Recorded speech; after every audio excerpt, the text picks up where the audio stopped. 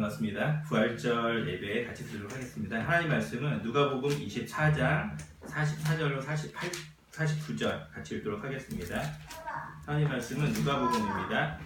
24장 44절로 49절입니다. 같이 한 목소리로 읽었으면 좋겠습니다. 누가복음 24장 44절로 49절입니다. 같이 읽도록 하겠습니다. 네, 읽겠습니다. 시작. 또 이르시되 내가 너희와 함께 있을 때에 너희에게 말하노라. 곧 모세의 율법과 선지자의 글과 시편의 나를 가리켜 기록된 모든 것이 이루어져야 하리라 한 말이 이것이라 하시고, 이에 그들의 마음을 열어 성경을 깨닫게 하시고, 또 이르시되 이같이 그리스도가 고난을 받고 제3일에 죽으라 가운데서 살아날 것과 또 그의 이름으로 제사함을 받게 하는 때가 예루살렘에서 시작하여 모든 족속에게 전파될 것이 이루어졌으니 너희는 이 모든 일의 주인이라. 볼지어다 내가 내 아버지께서 약속하신 것을 너희에게 보내리니 너희는 그로부터 능력으로 잎이 붙을 때까지 이 성에 머물라 하시니라. 아멘. 오늘은 부활절입니다. 예수님이 죽음에서 부활하신 날입니다. 그래서 저는 부활의 증거라는 제목으로 하나님 말씀 증거하도록 하겠습니다. 저는 교회를 몇 년 다니면서도 부활절이 예수님이 부활하신 날이라는 사실을 몰랐습니다.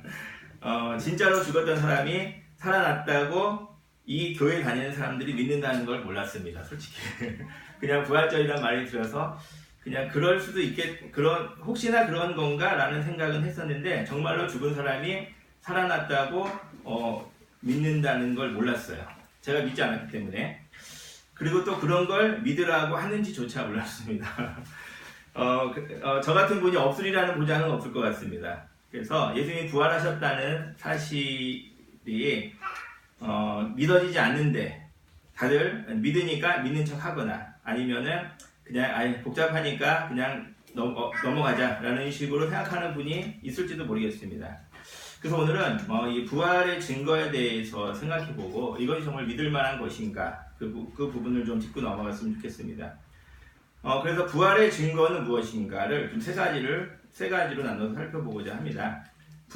예수님이 부활하셨다는 증거는 뭐가 있을까요? 첫 번째는 기독교가 예수님이 부활하셨다는 첫 번째 증거가 됩니다. 우리가 믿는 기독교요. 기독교가 현재 세계에서 가장 영향력 있는 종교라는 사실을 부인할 사람은 없을 겁니다. 뿐만 아니라 2000년 인류 역사에서 가장 강력한 영향을 끼친 역사에 가장 큰 영향을 끼친 종교라는 것도 부인할 사람이 없을 것입니다. 그래서 다른 사람들은 기독교를 다른 종교와 비교해서 칭찬하기도 하고 또 비난하기도 합니다. 그런데 우리가 좀 면밀하게 살펴보면은 기독교와 다른 종교를 비교하는 것은 합당하지 않다는 사실을 알게 됩니다. 왜냐하면 기독교는 다른 종교와 같은 반열에 놓기에는 너무 색다른 점이 많기 때문에 그렇습니다. 어떤 점이 그럴까요? 먼저 기독교는 예수님이 부활하셨다고 주장을 하죠. 실질적으로 예수님이 부활하신 것이 기독교의 시작입니다. 이 사실이 다른 종교와 다릅니다. 어떤 점이 다르냐면, 다른 종교는 뛰어난 교주가 있습니다. 이 교주가 특별한 가르침을 베풀어요. 그리고 여러 가지 기적 같은 것도 일으킵니다. 그래서 세력을 모으고 탄탄한 기반을 마련해 놓습니다. 그리고 죽습니다. 그 다음에 교주가 마련한 기반 위에서 또 뛰어난 후계자들이 세력을 키워서 세계적인 종교로 만드는 게 모든 종교의 일반적인 성장 과정입니다. 예외가 없습니다. 그런데 기독교만은 달라요. 왜냐하면은 기독교를 창설했다고 할 수 있는 예수님이 물론 탁월한 가르침을 베풀고 여러 가지 기적을 행하셨지만 결국 그 최후는 로마의 사형수로 십자가에서 돌아가시게 되었습니다. 예수님이 부활하지 않으셨다면 기독교는 단지 로마의 사형수를 믿는 종교에 불과할 뿐입니다. 살아생전 아무리 훌륭한 일을 예수님이 하셨다 할지라도 그 최후가 비참하고 불길하지 않습니까? 그런 분을 믿으라고 하면 누가 믿겠습니까? 뿐만 아니라 예수님의 제자들도 당시에 주류에 속한 사람들이 아니었습니다. 아까 다른 종교는 뛰어난 후계자들이 있어서 세력을 넓혔다고 말씀을 드렸는데 예수님에게는 제자들이 있었죠. 그러나 나는 충성스럽고 뛰어난 점이 있었던 제자들이지만 어느 누구도 그들이 당대 최고의 인재라고 말하지는 않습니다. 나름대로 훌륭한 사람들이었지만 최고의 인재는 아니었던 것이죠. 그리고 그 제자들은 예수님이 돌아가신 후에 실의와 좌절 그리고 분열과 갈등의 모습을 보였습니다. 당시 상황을 생각해 보면 기독교가 현대와 같이 세계에서 가장 영향력 있는 종교가 될 가능성은 거의 제로라고 해도 과언이 아닌 것이죠. 이렇게 교주도 비참하게 죽었고 제자들도 질이멸렬했던 종교가 어떻게 세력을 확장하고 세계적인 종교로 발전할 수가 있었을까요? 이것도 가능성이 없습니다. 그런데 더 놀라운 사실은 뭐냐면 이 기독교를 당대 최고의 제국이었던 로마 제국이 멸절하기 위해서 온갖 박해를 다했다는 사실입니다. 로마 시대의 박해를 이제 10대 박해로 정리를 해놓습니다. 10대 박해로 정리를 해놓는데 네로 황제에서부터 시작된 이 박해는 AD 350년까지 250년 이상을 계속되었습니다. 세계에서 가장 강력한 제국이 250년에 걸쳐서 큰 박해만 10번인데요. 수없이 많은 사람들이 죽어간 그 박해를 계속해서 행했습니다. 한 종교가 이러한 박해를 견뎌내고 존속할 수 있는 가능성이 얼마나 될까요? 다른 어떤 기독교와 비교하고 있는 다른 어떤 종교도 이러한 심한 박해를 받은 일이 없습니다.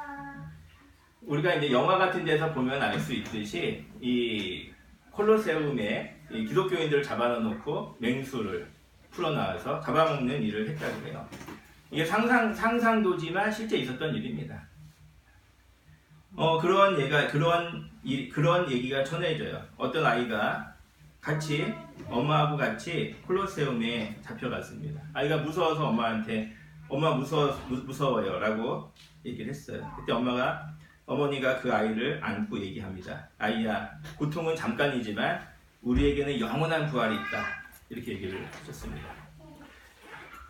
한 개인이나 인간으로서 견디기 어려운 박해가 기독교에 가해졌어요. 그것도 1, 2년이 아니라 250년입니다. 네로 황제, AD 60년 전후의 황제였던 네로 황제부터 250년까지 이 박해가 계속되었는데요.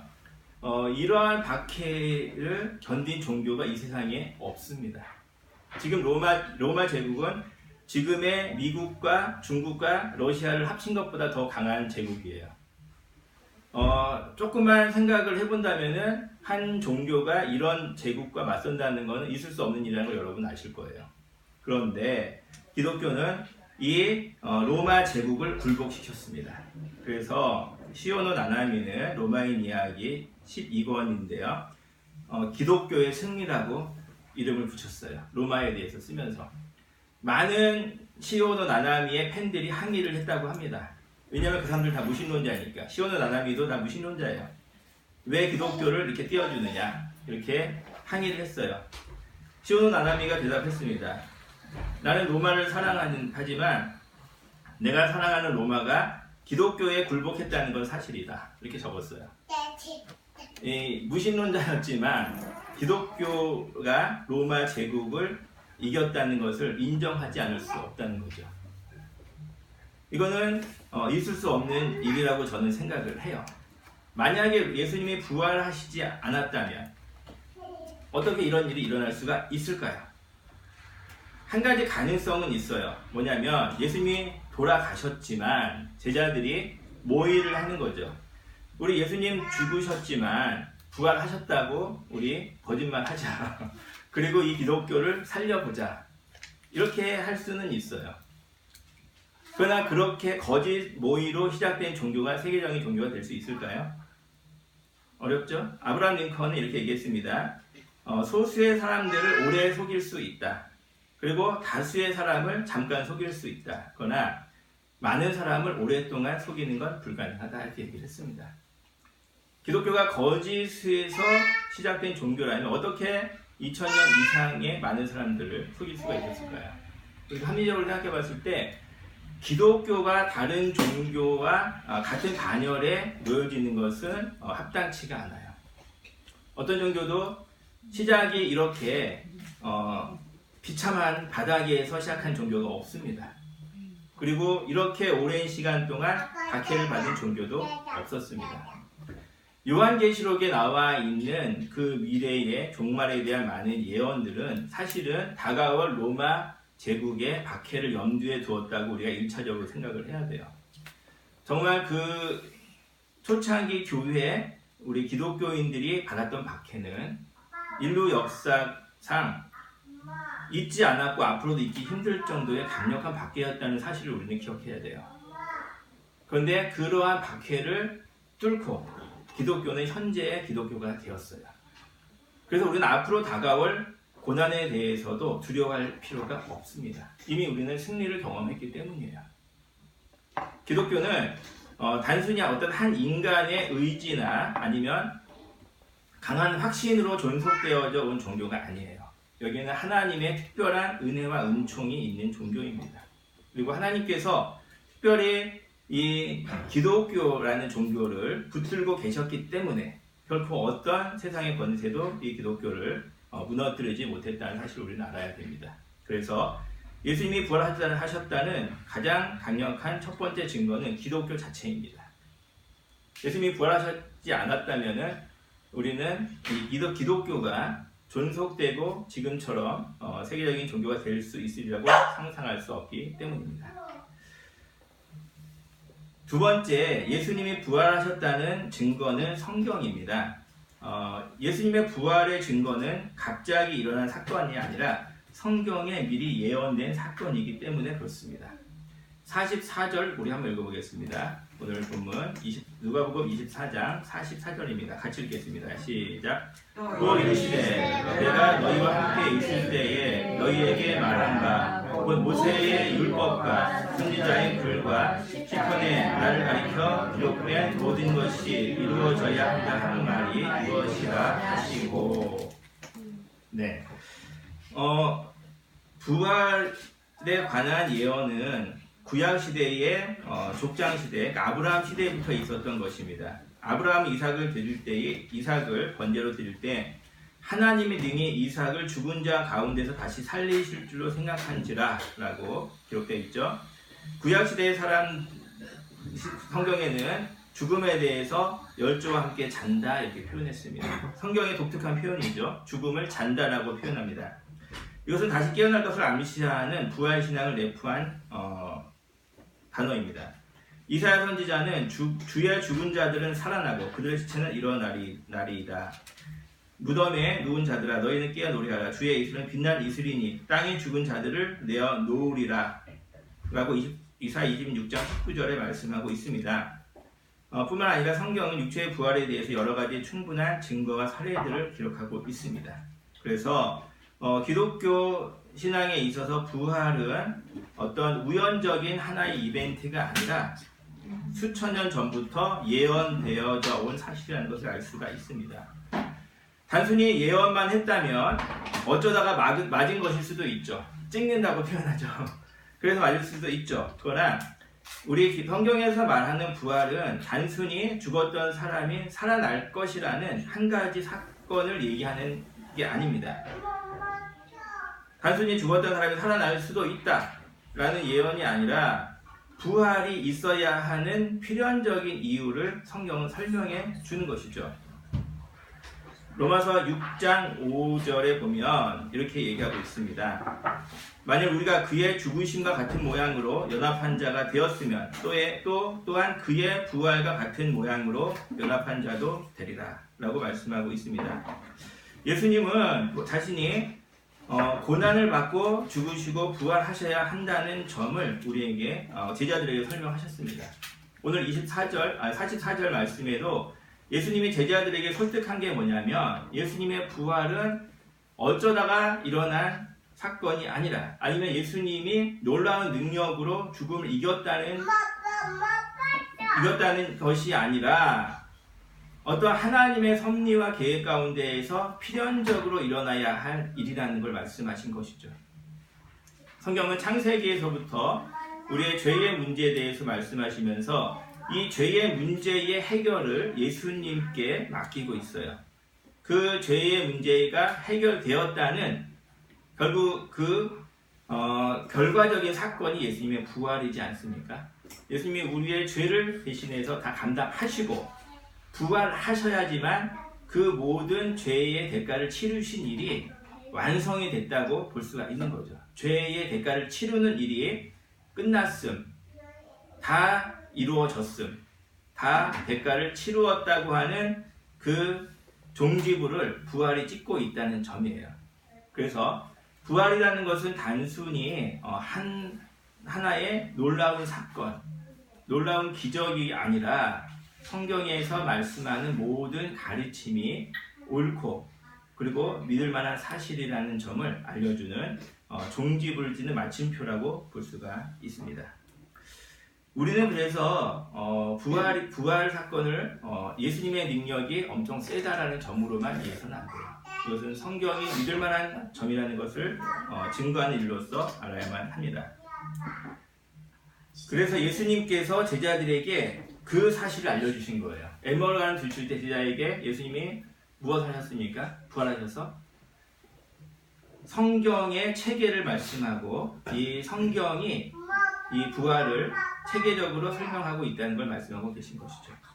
세 번째 부활의 증거는 교회입니다. 제가 여기서 말씀드리는 부활이라는 말은 교회라는 말은 건물이 아니라 진실로 예수 그리스도를 믿는 사람들을 의미합니다. 우리는 믿음이라는 말을 정확하게 이해해야 되는데 믿음을 정보 습득이나 아니면 지적인 동의 아니면 자기 확신으로 이해하는 사람들이 많이 있습니다. 근데 믿음은 그 이상입니다. 믿음은 어떤 사실을 받아들이거나 어떤 존재를 확신한다는 말이 아닙니다. 예를 들어보겠습니다. 그리스도인들은 하나님이 존재한다고 인정하죠. 근데 사실은 사탄이 더 잘 인정을 합니다. 하나님의 존재를 사탄이 더 잘 인정을 하고 있어요. 천국과 지옥의 존재를 우리는 확신하죠. 그러나 악한 영들이야말로 지옥과 천국의 존재를 더 잘 알고 있습니다. 야고보서 2장 19절 네가 하나님은 한 분이신 줄을 믿느냐? 잘하는도다. 귀신들도 믿고 떠느니라. 어떤 사실이 인지 아닌지 사실 판단의 문제는 사탄이나 악한 영들도 우리 인간보다 더 잘한다는 거죠. 자, 무슨 말씀을 드리고 싶냐면 믿음이라는 건 어떤 사실을 인정하는 것에 머무는 것이 아니라는 것이죠. 천국과 지옥을 갔다 왔다는 분들의 간증을 가끔 듣습니다. 저는 개인적으로 그런 간증을 좀 신뢰하지 않습니다. 왜냐하면 누가복음에서 예수님이 분명히 죽은 자가 다시 그 부자와 나사로의 비유에서 그 부자의 제안을 거절하셨거든요. 나사로를 다시 보내서 내 친척들에게 증거하도록 천국과 지옥이 있다는 걸 알리도록 해주십시오라고 부탁을 했어요, 부자가. 근데 아브라함을 통해서 성경은 그것을 거부합니다. 왜? 죽은 자가 살아나서 얘기한다고 한들 믿음이 생기는 게 아니기 때문입니다. 여러분, 천국과 지옥이 있다고 굉장히 확신을 가지고 간증하는 분들이 있습니다. 그러나 우리가 그런 부분에 대해서 좀 조심해야 될 부분은 뭐냐면 성경은 그런 정책을 취하지 않습니다. 죽은 사람이 살아나도록 해서 천국과 지옥이 있다는 사실을 알리는 정책을 취하지 않아요. 왜? 천국과 지옥이 있다는 것을 안다고 해서 인간이 변할까요? 어떻게 생각하십니까? 천국과 지옥이 있으니까 내가 착하게 살아야지. 이렇게 생각할 거라고 생각하는 분들은 굉장히 저는 이 복음의 깊이에 대해서 모르는 사람이라고 생각해요. 인간이라는 존재의 이 부조리함과 불합리성을 아직 잘 모르는 분들이죠.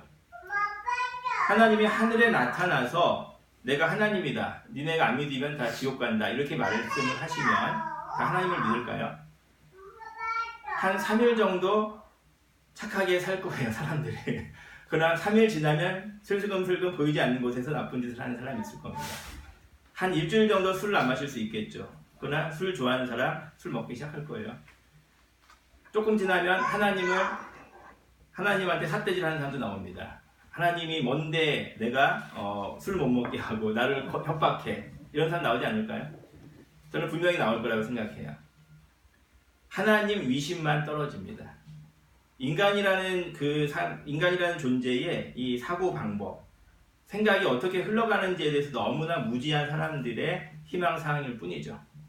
천국과 지옥이 있다는 사실을 100% 확신한다고 해서 그 사실이 인간의 삶에 조금도 영향을 미치지 못한다고 저는 생각을 해요.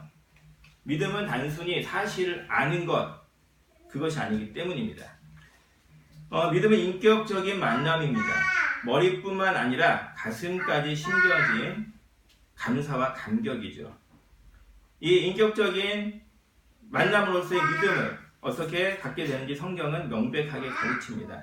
한 가지 방법 외에는 없습니다. 그것은 죄의 각성을 통해서만 가능합니다. 죄의 각성, 그것은 내가 죄인임을 깊이 깨닫는 것이죠. 예수 그리스도께서 이 땅에 오신 이유, 그리고 고난을 받으셔야 했던 이유, 그리고 죽으시고 부활하셨어야만 하는 이유, 그리고 그 사실이 얼마나 나에게 큰 은혜와 감격이 되는지, 이것은 아무리 다른 사람이 감동적인 말로 설득한다고 해서 설득되어지는 것이 아닙니다. 그것은 내 자신을 보게 될 때 깨달아지는 일입니다. 저는 이제 회심론 같은 거를 많이 봐요. 회심을 좋아하는데 저에게 좀 큰 영향을 끼친 회심기가 두 개가 있는데, 하나는 일본 사람인데요, 우찌무라 간조의 회심기입니다. 이 우찌무라 간조라는 사람을 저도 잘 몰랐는데 이 회심기를 보면서 이제 느꼈던 게 몇 가지 있었어요. 일본의 기독교인들이 굉장히 적지만 그러나 굉장히 진실한 사람들이 많다고 얘기를 하죠. 근데 이제 우찌무라 간조에 대해서 제가 알게 된 건 뭐냐면, 이 우찌무라 간조가 우리나라에서 그 명성황후가 이제 시해됐을 때 굉장히 이제 슬퍼하는 이야기를 했어요. 일본 사람들은 다 환영했거든요. 잘했다고. 우리나라를 침략하고 우리나라를 식민지화하는 거를 일본의 기독교인들도 다 환영했어요. 근데 오직 이 우찌무라 간조만 반대했어요. 일본의 기독교인들 중에서 어떤 그 한계가 있는데 뭐냐면, 일본 왕을 넘어서지 못하는 거죠. 일본 왕의 어떤 주의나 주장을 넘어서지 못하는 한계가 걸려 있는 것처럼 느껴지는데, 우찌무라 간조라는 사람은 그것을 넘어섰더라고요. 그래서 이 사람에 대해서 관심을 갖고 회심기를 많이 제가 좀 찾아봤는데, 우찌무라 간조가 이렇게 얘기합니다. 신앙이란, 조금 인용해 볼게요. 신앙이란 믿을 수 없는 것을 믿는 것이 아니다. 신앙이란 납득할 수 없는 일을 믿는 것이 아니다. 신앙이란 양심과 성경의 근거에서 의로운 선택을 하는 것을 말한다. 그리스도 교회에서 말하는 신앙이란 지적인 동의가 아니라 마음과 심령의 전적인 동의를 말한다. 그런데 마음과 심령의 하는 일은 의지와 양심의 선택이다. 그러므로 자신의 신앙의 옳고 그름을 판단하려면 양심이 도덕적으로 올바른 선택을 한지 보면 알 수 있다. 진리를 아는 것과 진리를 믿는 것에는 커다란 차이가 있다. 사슴은 사슴이요 말은 말인지를 알지만 정치가들이 정권에 아부할 때에는 사슴을 말이라고 하지 않는가? 둘에 둘을 더하면 넷이 된다는 진리를 정확히 아는 장사꾼도 2원짜리 물건을 5원에 팔고 있지 않은가?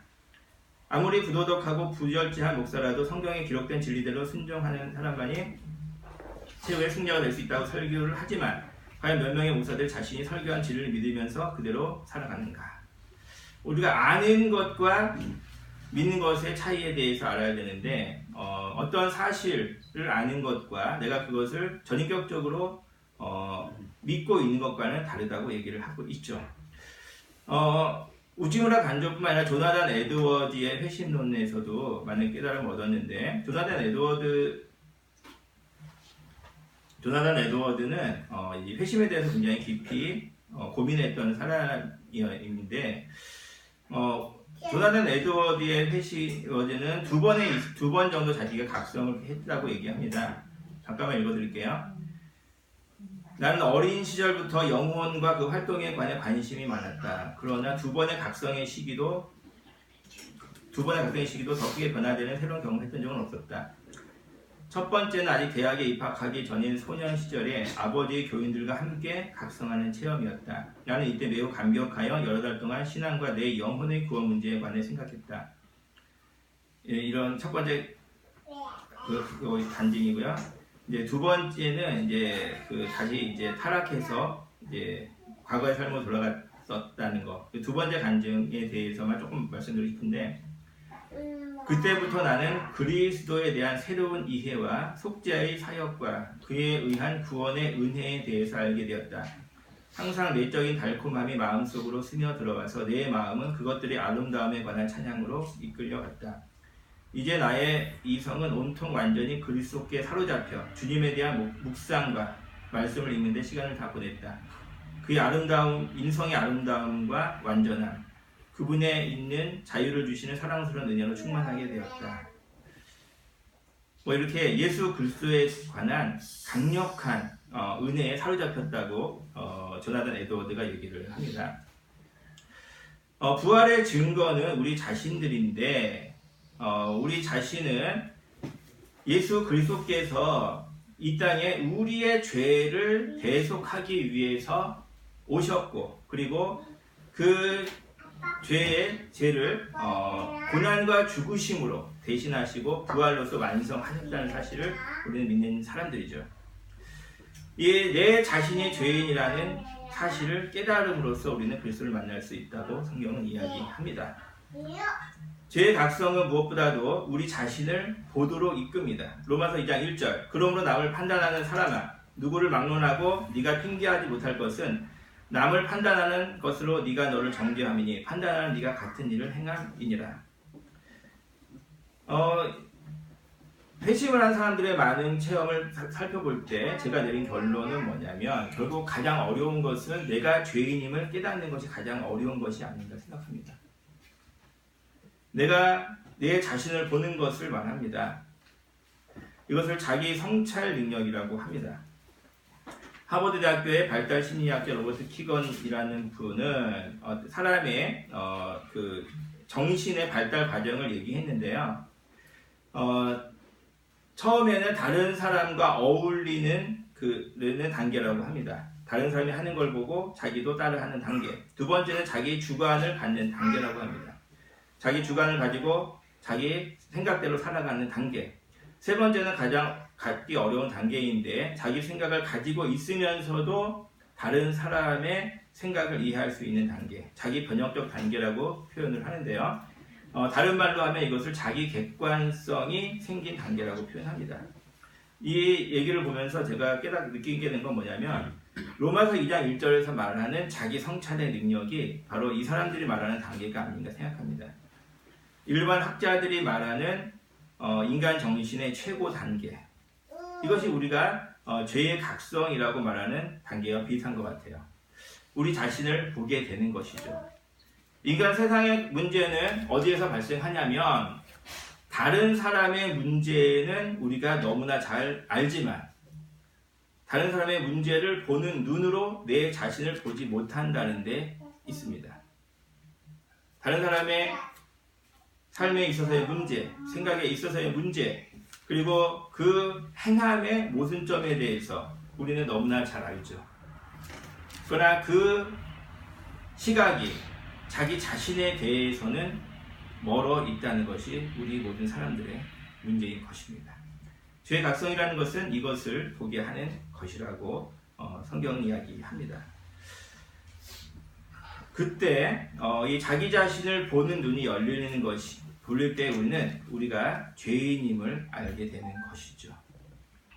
이 눈이 열림으로 말미암아서 내가 죄인임을 보게 되고, 그 보게 된 사실로 인해서 우리가 고통의 씨름을 하게 됩니다. 그때 예수님이 죄인을 위해서 오셨다는 성경의 진리가 깨달아지고, 그것이 허황된 이야기가 아니라 나와 관련된 이야기라는 사실을 우리는 받아들이게 됩니다. 그리고 예수님의 죽으심이 2000년 전에 있었던 어떤 하나의 역사적인 사건이 아니라 바로 나와 직결된 문제라는 것을 우리는 알게 되는 것이죠. 이것이 우리가 그리스도인이 되는 증거입니다. 따라서 예수님이 부활하셨다는 사실은 단순히 2000년 전에 있었던 기적적인 일이 아닌 것입니다.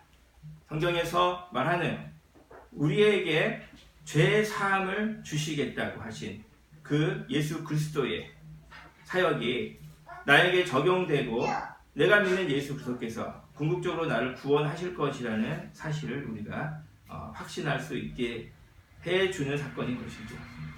부활이라는 것을 초자연적인 사건이기 때문에 우리가 그대로 받아들이기는 어려울 수 있습니다. 그러나 하나님은 초자연적인 사건을 행하실 때에 우리가 믿을 수 있도록 믿을 만한 증거를 넉넉하게 마련해 놓으신다는 사실을 우리는 기억해야 됩니다.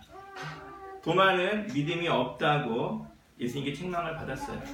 그건 단순히 예수님이 윽박 지르신 일이 아닙니다.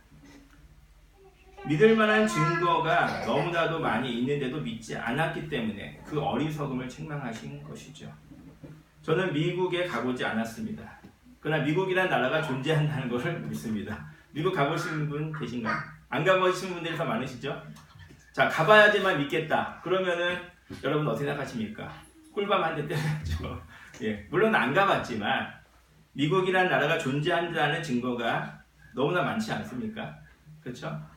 그 정도는 우리가 믿을 만한 증거가 너무 많기 때문에 믿는 것이 합리적인 겁니다. 아직도 지구가 평평하다고 주장하는 사람들이 있다는 얘기를 들었습니다. 아무리 증거를 갖다 줘도 믿지를 못해요. 자기 눈에 평평하게 보이기 때문에 믿겠다는 겁니다. 도마가 책망받은 이유는 예수님이 직접 도마가 없을 때 오셨지만 그 예수님의 제자들이 하나같이 예수님의 부활을 증거하고 예수님이 그 전에 말씀을 하셨던 주변 증거가 너무나도 확실한데도 불구하고 고집을 부렸기 때문이죠. 그러나 예수님은 그런 도마에게 예수님을 만져보도록 허락하심으로써 믿을 수 있는 근거를 마련해 주셨습니다. 믿음은 예수님이 부활하셨다는 사실을 믿는 것이죠. 그러나 사실을 지적으로 아는 것에 그쳐서는 참된 믿음이라고 할 수가 없습니다. 믿음은 결국 성경의 증거가 사실이라는 것을 받아들이는 것이고, 그리고 성경에서 증거하는 예수님의 죽음과 부활이 결국은 나를 위한 일이라는 사실을 우리가 전인격적으로 깨닫는 것입니다. 오늘 부활의 증거에 대해서 좀 세 가지로 얘기를 해봤습니다. 첫 번째는 부활의 증거가 기독교라고 말씀을 드렸습니다. 부활의 증거, 기독교. 기독교의 존재 자체가 예수님이 부활하시지 않으면 있을 수 없는 일이라고 말씀드렸습니다. 두 번째 부활의 증거는 성경이라고 말씀드렸습니다. 부활은 놀라운 사건, 하나의 이벤트가 아니라 인간의 죄의 문제를 해결해야 한다는 성경 전체의 주제를 담고 있습니다. 그 연속선상에서 일어난 일이고 또 구약 성경에서부터 예언된 사건입니다. 그래서 부활은 우리가 믿을 만한 것이고요. 세 번째 부활의 증거는 우리 자신들입니다. 우리 자신이 하나님의 은혜로 우리 스스로를 바라보고 내가 구원받아야 할 죄인이라는 것을 깨달을 때에 예수님의 부활은 단순한 부활이 아니라 결국 나를 살리시기 위한 예수님의 사역이시고 그것이 나와 나의 부활과 직결된다는 사실을 우리가 알게 됩니다. 예수님은 우리에게 증인이라고 말씀을 하셨습니다. 너희는 이 모든 일의 증인이라. 48절 한번 읽어보겠습니다. 같이 읽겠습니다. 시작. 너희는 이 모든 일의 증인이라. 그렇습니다. 우리는 단순히 사람들을 교회에다 끌어다 놓는 것으로 만족해서는 안 될 것입니다. 그리고 그것이 믿음을 전한 것이라고 얘기해도 안 될 것입니다. 성경을 체계적으로 알아야 참된 회심을 경험할 수가 있고요. 내 자신을 보게 될 때 우리는 하나님의 행하신 일을 보게 됩니다. 기독교라는 종교는 전적인 하나님의 은혜로 존속되었고 지금까지 명맥을 이어온 종교입니다. 그것은 하나님이 하신 기이한 일이라고 볼 수가 있어요. 저는 이 하나님의 하신 일에 우리가 감사하고 감격하는 일이 가장 우선이라고 생각을 해요. 이 부활절 아침에 다시 한번 하나님께 감사드립니다. 우리를 불러주시고 이 진리를 보게 하신 하나님께 감사를 드리고요. 하나님께서 우리를 부르셔서 증인이라고 말씀하고 계세요. 우리가 증인이 되어야 하는 게 아니라 하나님께서 우리를 증인으로 삼으신 것이죠. 이 진리를 우리가 잘 전달했으면 좋겠습니다. 여러분도 저도 먼저 내 자신의 얻은 부활의 은혜를 깊이 묵상하고 이것을 다른 사람에게 전하는 증인으로 삶을 살 수 있기를 주님의 이름으로 축원드립니다. 기도하겠습니다.